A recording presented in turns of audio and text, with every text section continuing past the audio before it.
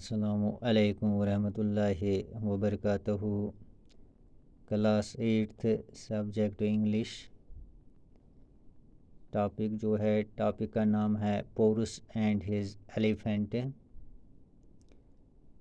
پیارے بچوں، آپ جانتے ہیں کہ ہم جو ٹاپک پڑھ رہے تھے اس ٹاپک کا نام ہے پورس اینڈ ہز ایلیفینٹ۔ اس پر میں نے ایک کلاس دیا ہے، آج میں اس پر دوسرا کلاس دے رہا ہوں کیونکہ یہ ٹاپک ادھورا رہ گیا تھا۔ آج ہم اس ٹاپک کے آخری 3 سیٹنزا پڑھیں گے۔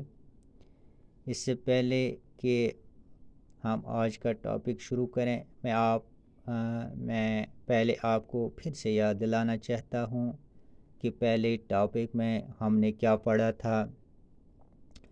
پیارے بچوں، یہ جو پوئم ہے یعنی نظم ہے، اس نظم میں پورس اور اس کے ہاتھی کا ذکر کیا گیا ہے۔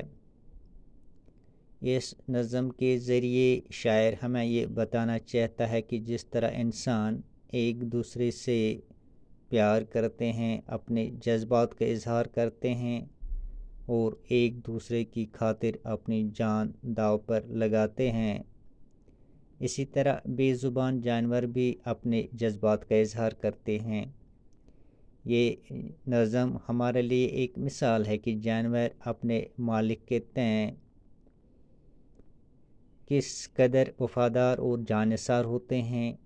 جانور اگرچہ بے زبان ہوتے ہیں لیکن وہ اپنے اشاروں سے اپنے جذبات کا اظہار کرتے ہیں۔ چلو اب ہم آج کا موضوع شروع کرتے ہیں۔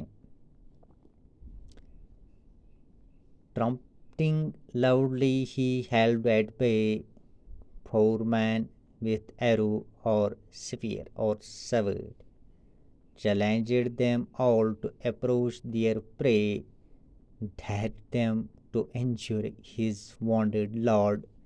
Then at the last with his mighty trunk lifted him tenderly on his head, bore him in unconscious faintness sunk, where he could rest without fear or dread.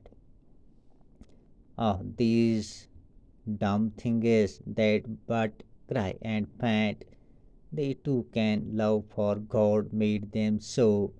Porus was saved, but his elephant died from his wounds, thus the legends go.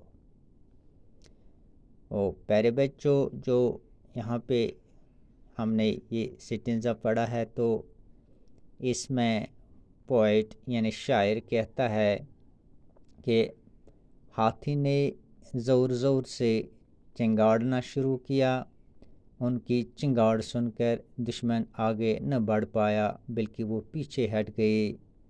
ہاتھی نے جرأت دکھائی، اس نے دشمن کی فوج کو آگے نہ بڑھنے دیا۔ تو اسی طرح جو یہاں پہ یہ دوسرا سٹنزا ہے، اس میں شاعر کہتا ہے کہ اس کے بعد ہاتھی جلدی پورس کو اپنی سونڈ میں اٹھاتا ہے، اس دوران اس پر تیروں کی بوچھاڑ ہوتی ہے اور وہ بری طرح زخمی ہو جاتا ہے، مگر اپنی جان کی پرواہ کیے بغیر اس نے پورس کو میدان جنگ سے باہر نکال دیا۔ اور جو آخری سٹنزا ہے، اس سٹنزا میں شاعر کہتا ہے کہ جانور بے زبان ہوتے ہیں لیکن یہ اشاروں سے اپنے جذبات کا اظہار کرتے ہیں، وہ بھی اپنے طریقے سے چیختے ہیں، چلاتے ہیں۔ ہاتھی نے اپنے مالک پورس کی جان بچائی، پورس بچ گیا لیکن ہاتھی زخموں کی تاب نہ لا کر چل بسا۔